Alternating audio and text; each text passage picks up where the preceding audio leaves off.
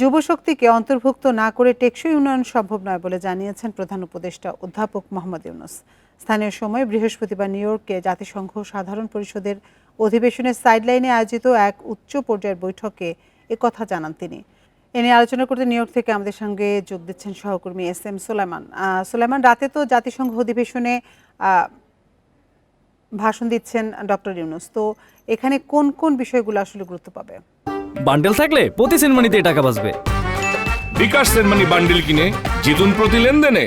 আমার সাথে কথা হয়েছে আসলে প্রধান উপদেষ্টার যে প্রেস সচিব শফিকুল আলম, তিনি যেমনটা জানিয়েছেন যে আজ শুক্রবার বাংলাদেশ সময় রাত 9:30 অর্থাৎ এখানকার স্থানীয় সময় সকাল 11:30 তিনি জাতিসংঘের 80তম অধিবেশনে বাংলায় ভাষণ দেবেন।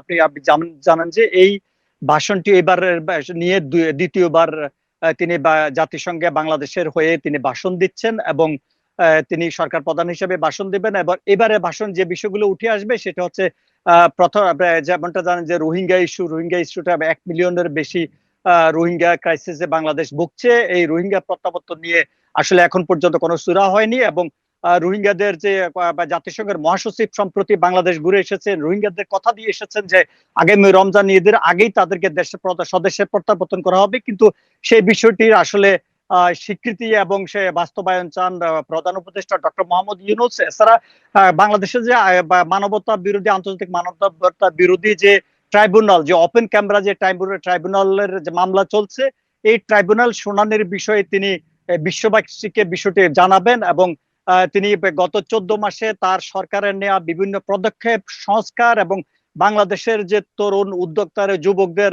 এবং ছাত্রদের যে বৈষম্যের যে সুফল সে বিষয়ে তুলে ধরবেন। এছাড়া তুলে ধরবেন তিনি বাংলাদেশের যে আগামী নির্বাচনের যে প্রস্তুতি, যে গত অনেক বছর পরে বাংলাদেশে যে সুষ্ঠু একটি নির্বাচন হবে এবং এই নির্বাচনে নিরপেক্ষ সরকারের অধীনে নির্বাচনে ভাবে সুষ্ঠুভাবে ক্ষমতা হস্তান্তর হবে এবং তিনি যেটা জানাবেন যে তিনি সুস্থভাবে ক্ষমতা হস্তান্তর করে তিনি তার সেই আগের জায়গায়, আগের সে সামাজিক ব্যবসায় তিনি ফিরে যাবেন তার জায়গায় এবং এই বিষয়গুলি আসলে তুলে ধরবেন। একটা বিষয় আপনাকে জানিয়ে রাখি, এইবারই বাংলাদেশে কোনো সরকার প্রধান বাংলাদেশের বিভিন্ন রাজনৈতিক দলের শীর্ষ নেতাদেরকে নিয়ে এসেছেন এবং তারা এখানকার আজকের এই জাতিসংঘের ভাষণের সময় উপস্থিত থাকবেন এবং বাইরে কয়েক হাজার বাংলাদেশি তারা এই ভাষণকে স্বাগত জানিয়ে বা জাতিসংঘের সামনে তারা উচ্ছ্বাস মিছিল করবেন। এবং আরেকটা বিষয় জানিয়ে রাখি যে